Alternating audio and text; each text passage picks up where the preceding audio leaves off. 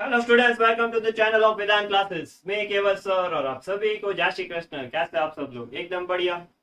तो आज मैं आपके लिए फिजिक्स का जो पार्ट 2 है वो लेके आया हूँ। और इसमें देखो, प्रीवियस लेक्चर में हमने फंडामेंटल क्वांटिटीज को पढ़ा था कि जिसमें 7 फंडामेंटल क्वांटिटीज थी, ठीक है।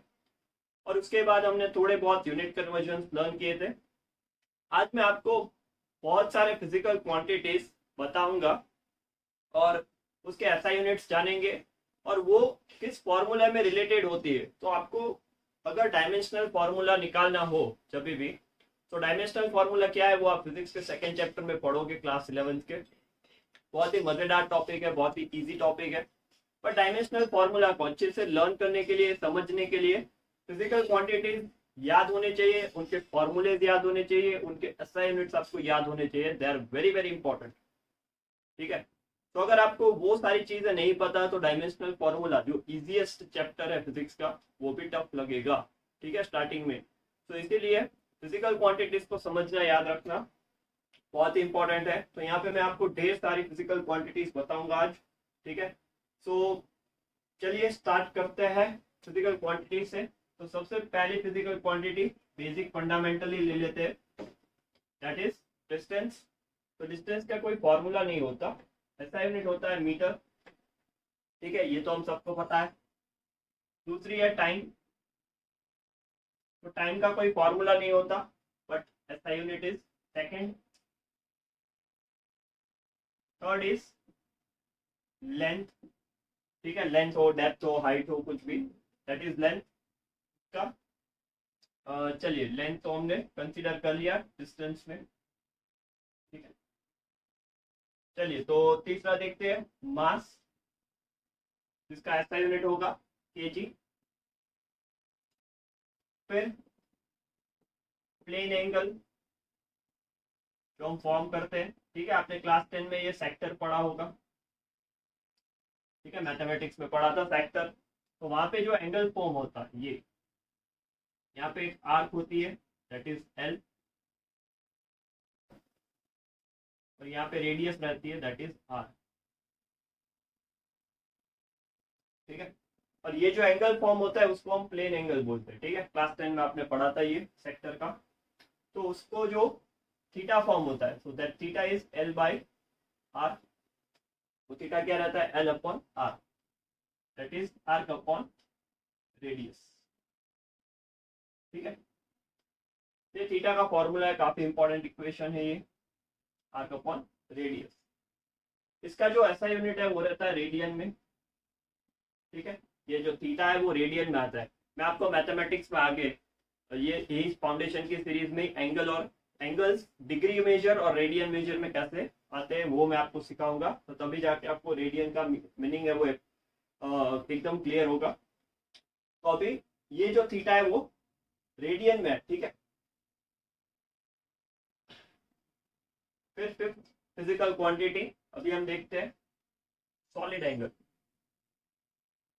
सो अगर आप सेक्टर ये इमेजिन करो तो वो 2 डायमेंशन में, अगर 3 डायमेंशन में एंगल फॉर्म हो तो वो सॉलिड एंगल रहता है।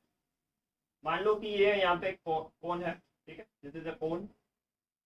तो यहाँ पे जो 3D एंगल फॉर्म होगा, 3D एंगल, ठीक है, इतना। तो ये 3D एंगल जो यहाँ पे बन रहा है दैट इज सॉलिड एंगल, ठीक है, दैट इज सॉलिड एंगल। तो इसका जो फॉर्मूला रहता है यहाँ पे वो क्या होता है? उसको हम स्टेरेडियन बोलते हैं, steradian, that is equal to area upon यहाँ पे जो रेडियस है इसका, ठीक है, दैट इज रेडियस का स्क्वायर, एरिया अपॉन रेडियस का स्क्वायर। इसका जो ऐसा यूनिट है वो स्टेरेडियन। इसका काफी इतना यूज अभी आता नहीं है फिजिक्स में, बट अगर आपको ऐसा यूनिट वगैरह कुछ पूछ ले बेसिक तो आपको आना चाहिए, ठीक है। तो पहले यहाँ पे मैंने 5 फिजिकल क्वांटिटीज आपको बता दी, जल्दी से इसका स्क्रीनशॉट ले लो, कॉपी में लिख लो। फिर 6 आगे देखते हैं।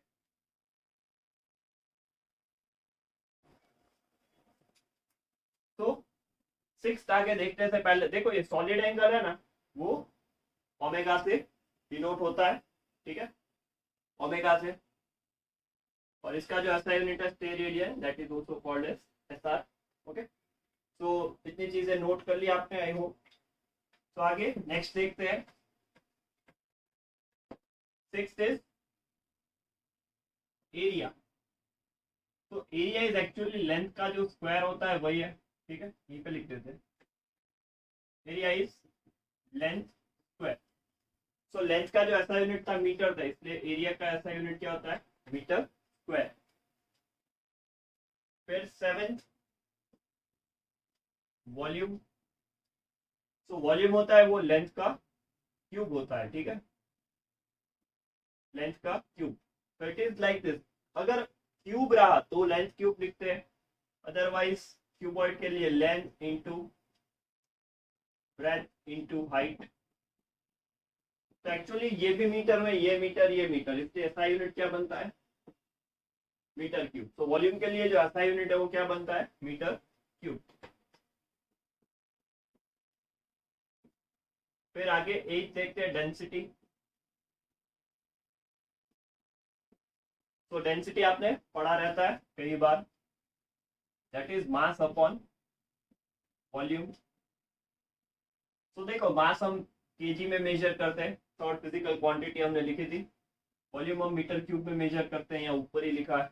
तो इसका जो ऐसा यूनिट बनेगा वो बनेगा केजी पर मीटर क्यूब, या फिर आप इसे ऐसे भी लिख सकते हो, KG metre raise to -3। KG per metre cube या केजी मीटर रेस टू -3, दोनों तरह से आप यूनिट को लिख सकते हो। देखो मेरे साथ ये टेबल नोट करते जाओ, काफी इंपॉर्टेंट है, अभी भी बता रहा हूँ, ठीक है। अगर आपको फिजिकल क्वांटिटीज अच्छे से आ गई तो आप फिजिक्स में अच्छा कर सकोगे, परफॉर्मेंस पढ़ाई अच्छा कर सकोगे, कंसेप्ट अच्छे से क्लियर कर सकोगे। बट ये सारी चीजें आपको आनी जरूरी है। तो जल्दी से इसका स्क्रीनशॉट ले लो, फिर आगे देखते हैं।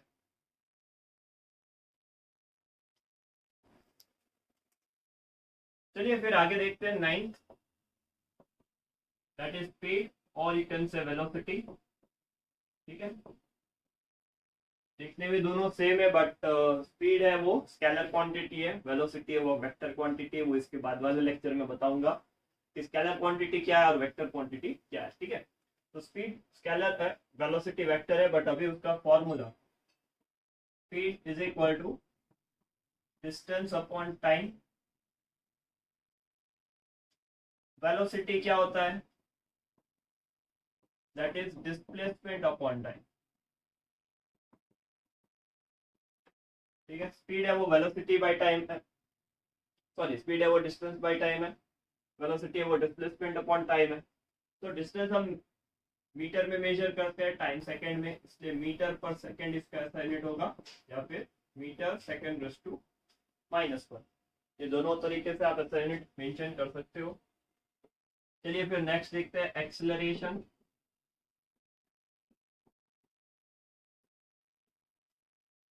तो एक्सेलरेशन है वो क्या होता है, acceleration is equal to velocity upon time, ठीक है। Actually it is a change in velocity. जब भी आप वेलोसिटी का चेंज करोगे तब जो आएगा वो एक्सेलरेशन होगा, ठीक है। ऐसे गाड़ी को घूम भगाते हैं, वो एक्सेलरेशन है। तो एक्सेलरेशन इसको हम मेजर करते हैं मीटर पर सेकंड में। यहाँ पे देखो ऊपर लिखा है velocity metre per second. Time किस में मेजर करते हैं, सेकंड में। तो ऐसा यूनिट कैसे बनेगा, metre per second upon second, second को नीचे लेके आओ, मीटर पर सेकंड स्क्वायर, और you can write metre second raise to -2, ठीक है। तो ये बन गया एक्सेलरेशन का ऐसा यूनिट। आसान था काफी, सारी चीजें आसानी है, समझना पड़ता है उसको, ठीक है। चलिए आगे देखते हैं 11th, फोर्स। तो कैपिटल एफ से डिनोट कर दो फोर्स को आप। तो फोर्स क्या होता है, force is equal to mass into acceleration. कहाँ पे पढ़ा है ये, कहाँ पे पढ़ा है, न्यूटन सेकेंड लॉ में। Force is equal to mass into acceleration, ठीक है। न्यूटन सेकेंड लॉ बताता है ये। तो मास हम मेजर करते हैं केजी में, एक्सेलरेशन मेजर करते हैं मीटर सेकंड रेस टू -2 में, ठीक है।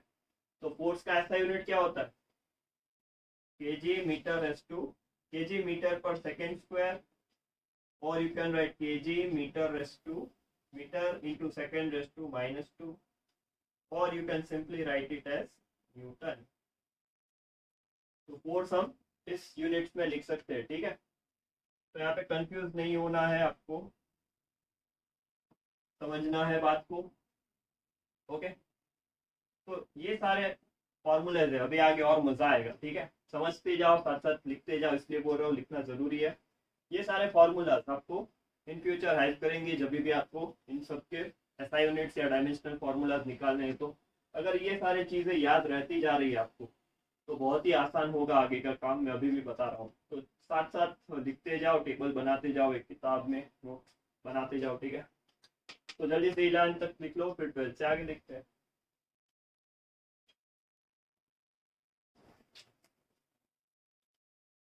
चलिए, तो अभी 12 नंबर देखते हैं, that is let's say work. So work आपने पढ़ा रहता है, वर्क क्या होता है,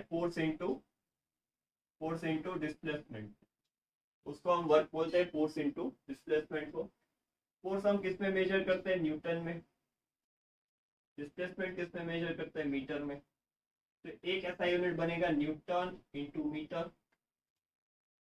दूसरा, अभी देखो फोर्स का हमने न्यूटन वाला जो है उसको हमने KG metre per second square भी लिखा था, राइट। इसको KG Newton, KG metre per second square भी लिखा था न्यूटन को। उसके साथ मीटर अगर मल्टीप्लाई कर दो, KG metre per second square into metre, तो वो बन जाएगा KG metre square upon second square, ठीक है। तीसरा जो बेसिक यूनिट है वो क्या है, जूल, ठीक है। वर्क टन हम जूल में लिखते हैं ज्यादातर, work done is equal to 5 joule, 10 joule, like this. तो हम तो वर्क का ऐसा यूनिट जूल ही लिखते हैं, बट ये भी यूनिट बन सकते हैं, ठीक है। आपको पता होना चाहिए ये सारी चीजें, ओके। ये सारी जो हम बातें पढ़ रहे हैं यहाँ पे डिराइव्ड क्वांटिटीज है, ठीक है। फंडामेंटल के फॉर्म में रिप्रेजेंट हो रही है, मास, लेंथ, टाइम, ये सारी डिराइव्ड क्वांटिटीज बोलते हैं इसको, ओके। चलिए, वर्क के बाद आगे देखते हैं पावर। Power capital P. तो पावर क्या होता है, पावर क्या होता है, क्लास 10 में भी पढ़ा है अपने, electric power. Power is equal to work done upon time. कितना वर्क कितने टाइम में हो रहा है उसको पावर बोलते हैं, ठीक है। तो वर्क का ऐसा यूनिट क्या है, जूल, टाइम, ठीक है। तो पावर क्या है एक्चुअली, जूल पर सेकेंड, ठीक है। टाइम का कैसा यूनिट क्या होता है, सेकेंड। तो ये हो गया जूल पर सेकेंड, J/S, जूल पर सेकेंड। दूसरा पावर का यूनिट क्या होता है, पता है सबको, ठीक है, वाट।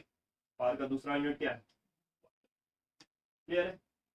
अगर इस टर्म्स में लिखे, इस टर्म्स, तो क्या होगा, वर्क का केजी मीटर स्क्वायर पर सेकेंड स्क्वायर, और यहाँ पे नीचे सेकेंड, तो केजी मीटर स्क्वायर पर सेकेंड क्यूब, ठीक है। तो ये तीसरा यूनिट आ गया। जनरली हम पावर को वॉट में मेजर करते हैं, वॉट में रिप्रेजेंट करते हैं। तो दिस आर द ऐसा units that you can frame, ठीक है। अगर एमसीक्यूज रहते हैं तो कंफ्यूजन करने के लिए दूसरे दूसरे यूनिट्स दे देते हैं, इसलिए सब यूनिट बता रहा हूँ। चलो, वर्क, पावर, उसके बाद आता है एनर्जी। तो देखो एनर्जी कितने डिफरेंट डिफरेंट फॉर्म्स के रहते हैं। एक काइनेटिक एनर्जी, फिर potential energy, then comes heat energy,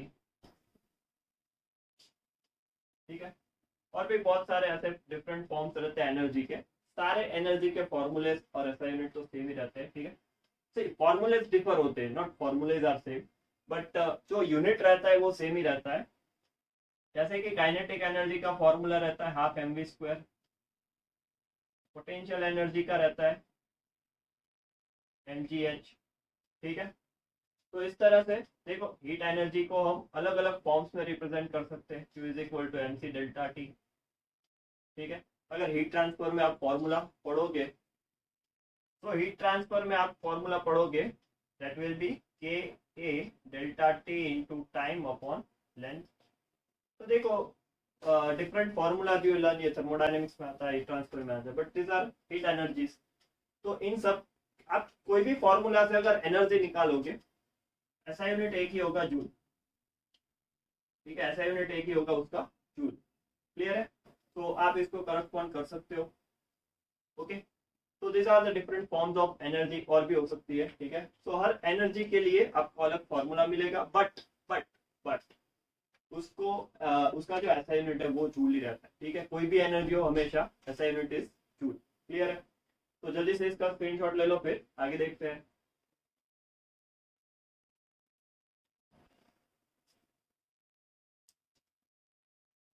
चलिए फिर 15 आगे देखते हैं, मोमेंटम। इसको छोटे p से डिनोट करते हैं, मोमेंटम। तो momentum p is equal to mv, पढ़ा होगा कहीं पे, मास इनटू वेलोसिटी, इसको मोमेंटम बोलते हैं। ठीक है, तो मास अब केजी में मेजर करते हैं, वेलोसिटी को मीटर पर सेकेंड। ठीक है, वैसे यूनिट क्या बनेगा, केजी मीटर पर सेकेंड, या KG metre second raise to -1। आसान था। तो ये मोमेंटम बन गया। 16 प्रेशर, तो कैपिटल पी से डिनोट करते हैं। ठीक है, प्रेशर। तो प्रेशर सबको पता है, फॉर्मूला क्या होता है, फोर्स अपॉन एरिया। तो फोर्स को हम न्यूटन में लिखते हैं, ऐसा यूनिट क्या है फोर्स का, न्यूटन। एरिया मीटर स्क्वायर, तो ये ऐसा यूनिट बनेगा न्यूटन पर मीटर स्क्वायर। यहाँ पे लिख दो Newton metre raise to -2। Clear है इतना? ओके, और फंडामेंटल क्वांटिटीज के फॉर्म में लिखो, तो न्यूटन क्या होता है, KG metre second raise to -2। ठीक है, न्यूटन। यहाँ पे नीचे मीटर स्क्वायर, अगर इसको ऊपर लेके जाओ, यहाँ पे 1 है 2 है, तो KG metre raise to -1 second raise to -2। तो ये बन गया प्रेशर। ओके, तो प्रेशर का फॉर्मूला इस तरह से भी आप नोट कर सकते हो। हर एक यूनिट है प्रेशर का, पास्कल। ठीक है, पास्कल। जैसे फोर्स को कैसे न्यूटन में लिखते हैं, प्रेशर को पास्कल में भी आप नोट कर सकते हो। फिर periodic time, time taken to complete the one revolution, periodic time बोलते हैं। तो ये एक तरह से टाइम ही है। ठीक है, तो इसका जो ऐसा यूनिट रहेगा वो सेकंड रहेगा। ठीक है, सेकंड। फिर 18 जो आता है वो आता है फ्रीक्वेंसी। तो फ्रीक्वेंसी का फॉर्मूला है वो होता है f is equal to 1/t। t का होता है 1/f। ठीक है, तो f is equal to 1/t, so this will be second inverse. और जो दूसरा फॉर्मूला है वो है हर्ट्ज। ठीक है, ऐसा यूनिट है। ठीक है, फॉर्मूला तो नहीं, बट ऐसा यूनिट क्या होगा, हर्ट्ज। तो this are the various other physical quantities. Momentum हो गया, प्रेशर हो गया, पीरियोडिक टाइम हो गया, फ्रीक्वेंसी हो गया। जल्दी से नोट करते जाओ मेरे साथ और आगे बढ़ते हैं। ठीक है, जल्दी से स्क्रीनशॉट ले लो, कॉपी में लिख लो, फिर नेक्स्ट देखते हैं।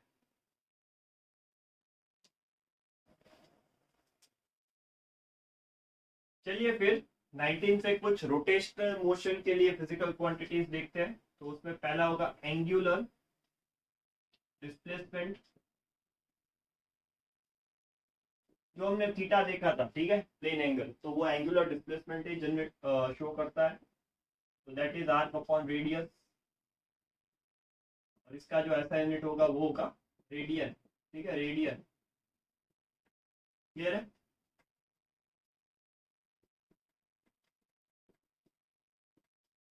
तो नेक्स्ट इज, जैसे डिस्टेंस स्पीड और एक्सेलरेशन रिलेटेड है, डिस्टेंस स्पीड और एक्सेलरेशन, वैसे angular displacement, angular velocity. Angular velocity क्या होता है, omega is equal to angular displacement upon time. तो एंगुलर डिस्प्लेसमेंट का ऐसा यूनिट होता है रेडियन, इसका होता है टाइम। तो इसका ऐसा यूनिट क्या बनेगा, रेडियन पर सेकेंड, या फिर लिख दो radian second raise to -1। Easy. फिर next, angular acceleration, so that is alpha. Okay, angular acceleration alpha से डिनोट करता है। तो अल्फा क्या होता है, एंगुलर वेलोसिटी बाय टाइम।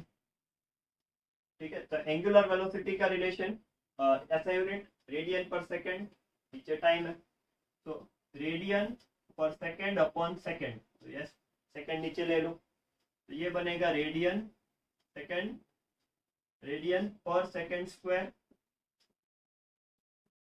और you can write radian second raise to minus. तो जिस तरह से डिस्टेंस, स्पीड और यू कैन से एक्सेलरेशन जो तीन रिलेटेड है, वो वैसे यहाँ पे angular displacement, angular velocity, angular acceleration है। वहां पे जहाँ मीटर आता था यहाँ पे वो रेडियन है। ठीक है, let's see the next 22nd, that is moment of inertia. ठीक है, उसको कैपिटल आई से डिनोट करते हैं। इसका जो फॉर्मूला है, ये नई टर्म है आपके लिए, that is mass into distance square. तो मास को केजी में मेजर करते हैं, डिस्टेंस को मीटर में, तो ये मीटर स्क्वायर, ऐसा यूनिट बन जाएगा केजी मीटर स्क्वायर। बढ़िया, तो यहाँ पे और फिजिकल क्वांटिटीज आ गई हमारे पास। चलिए जल्दी से इसको स्क्रीनशॉट लो, कॉपी में लिख लो, फिर आगे देखते हैं।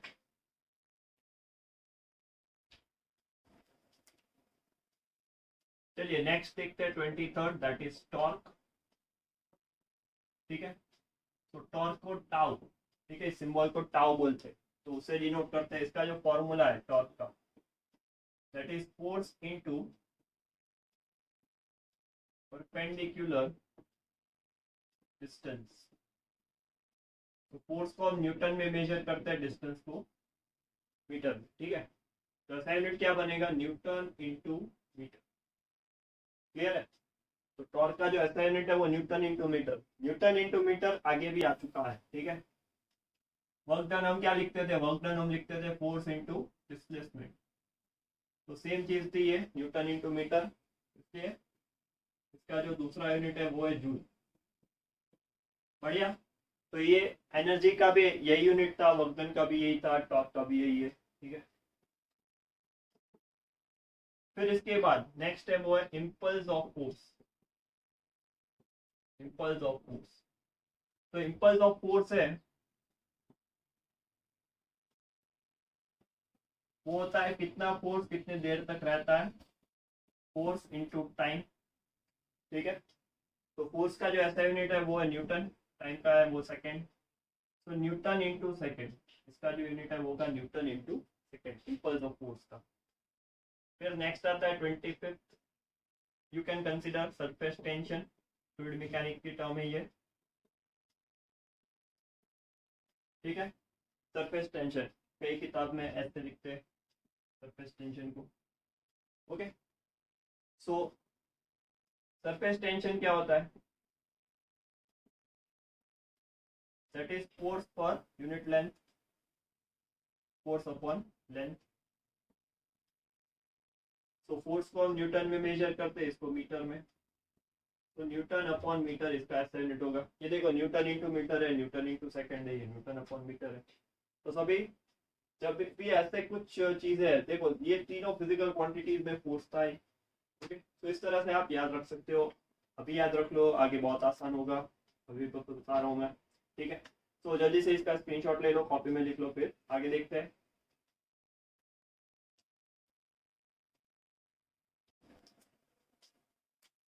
चलिए तो फिर नेक्स्ट 26 देखते हैं, टेम्परेचर। तो टेम्परेचर फंडामेंटल क्वांटिटी, इसलिए इसका फॉर्मूला नहीं है, ऐसे यूनिट हमें पता है क्या होता है कि दैट इज केल्विन, इसको हम टेम्परेचर बोलते हैं। फिर 27, तो 27 अभी मैंने आपको जो एनर्जी में, हीट एनर्जी के बारे में बताया था। ठीक है, उसमें एक फिजिकल क्वांटिटी थी स्पेसिफिक हीट, जिसको सी से डिनोट करते हैं। यहाँ पे जो फॉर्मूला है वो होता है Q is equal to M C delta T. तो यहाँ पे देखो जो ये सी है वो स्पेसिफिक हीट है, मैंने आपको हीट एनर्जी में ये फॉर्मूला लिख के बताया था। ठीक है, तो यहाँ पे देखो सी को अगर सब्जेक्ट बना दो तो that will be Q upon M delta T. तो Q है वो हीट एनर्जी, इसलिए वो जूल में मेजर होगा, मैंने बताया पहले। Q is heat energy that is measured in joule, क्योंकि एनर्जी है वो। मास यहाँ पे किस में मेजर होता है, M is mass that is KG, T यानी टेम्परेचर है दैट इज केल्विन पर लिखा है। तो ऐसा यूनिट जनरेट करो, joule, KG inverse, Kelvin inverse. काफी इंपॉर्टेंट रहता है ये सारे unit, joule, KG inverse, Kelvin inverse. या तो फिर ऐसे भी लिख सकते हो, जूल पर केजी डॉट केल्विन। ओके, तो ये सारे यूनिट समझने बहुत जरूरी है, अभी से समझ जाओगे बहुत एडवांस हो जाओगे आप। 28 एक ऐसा ही मैंने फॉर्मूला लिखा था तभी, बट उसमें भी एक कांस्टेंट था, थर्मल कंडक्टिविटी,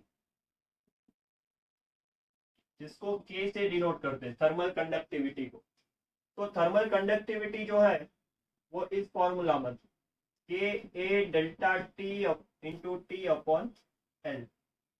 इसमें जो ये के है, ठीक है, that is thermal conductivity, Q है वो हीट एनर्जी था, ठीक है। तो अगर के को हम सब्जेक्ट बनाएंगे, टी होगा Q L A delta T into T. तो क्यू हम किस में मेजर करते हैं, जूल में, लेंथ को मीटर में, एरिया को मीटर स्क्वायर में, टेम्परेचर को केल्विन में और टाइम को सेकेंड में। देखो इसमें बहुत सारी चीजें आ, ऊपर यहाँ पे मीटर है, नीचे मीटर स्क्वायर है, एक मीटर काट दो। ओके, तो ऐसा यूनिट बन जाएगा, जूल, ऊपर कुछ नहीं अभी, नीचे मीटर इनवर्स, नीचे केल्विन इनवर्स, नीचे सेकेंड इनवर्स, या तो फिर जूल पर मीटर केल्विन इंटू सेकेंड। तो इस तरह से आप, ये काफी इंपॉर्टेंट चीज है, लर्न करनी चाहिए आपको, ठीक है, अभी कि यूनिट कैसे निकाल सकते हो कॉम्प्लेक्स फॉर्मूलेज में से, ठीक है। तो आई होप आपको ये चीज समझ में आ गई है। एक और बार बता देता हूँ, heat energy that is equal to K A delta T into T by L. देखो फॉर्मूला अभी याद नहीं रह रहा तो चलेगा, क्योंकि आप चैप्टर्स में ये फॉर्मूले लर्न करने ही वाले हो, तब इसके न्यूमेरिकल्स भी सॉल्व करोगे, तो तब जाके आपको फॉर्मूला ऑटोमेटिकली याद रह जाएगा। बट ऐसा यूनिट कैसे निकालते हैं वो सीखना यहाँ पे जरूरी है, ठीक है। तो के को सब्जेक्ट बना दो, that will B Q L A delta T into T. Q क्या होता है, जूल, एल क्या होता है, मीटर, ए क्या होता है, मीटर स्क्वायर। तो यहाँ से एक मीटर कैंसिल कर दिया, delta T that is kelvin, time is second. वहां से आप फॉर्मूला बना सकते हो, सॉरी ऐसा यूनिट बना सकते हो, ठीक है। तो जल्दी से इसका स्क्रीनशॉट ले लो, फिर करंट इलेक्ट्रिसिटी के कुछ फिजिकल क्वांटिटीज देखते हैं।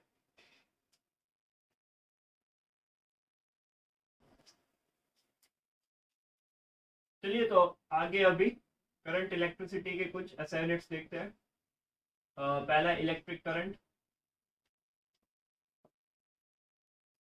तो फंडामेंटल क्वांटिटी है, ठीक है। तो इसका जो ऐसा यूनिट रहता है वो एम्पियर, सबको पता है। फिर नेक्स्ट इलेक्ट्रिक चार्ज, तो इलेक्ट्रिक चार्ज हमें पता है formula I is equal to Q by T होता है, ठीक है। तो Q is equal to I T, लिख सकते हैं ऐसे, बढ़िया। तो इलेक्ट्रिक चार्ज है उसका ऐसा यूनिट खुद का है कूलम, और दूसरा ऐसा यूनिट आप बनाओ तो एम्पियर इंटू सेकेंड, ठीक है। Current ampere into time second.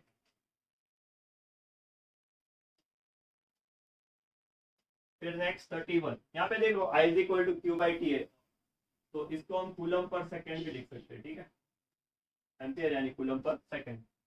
Next electric potential,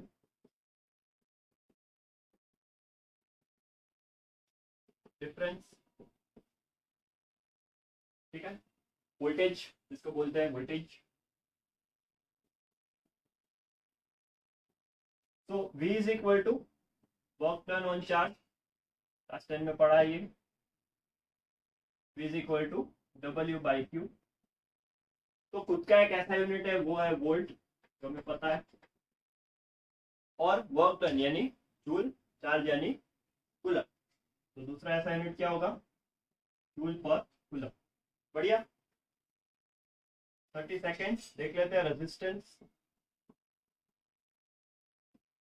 तो रेजिस्टेंस हमने ओम्स लॉ से बनाया था, तो R is equal to V by I, voltage upon current.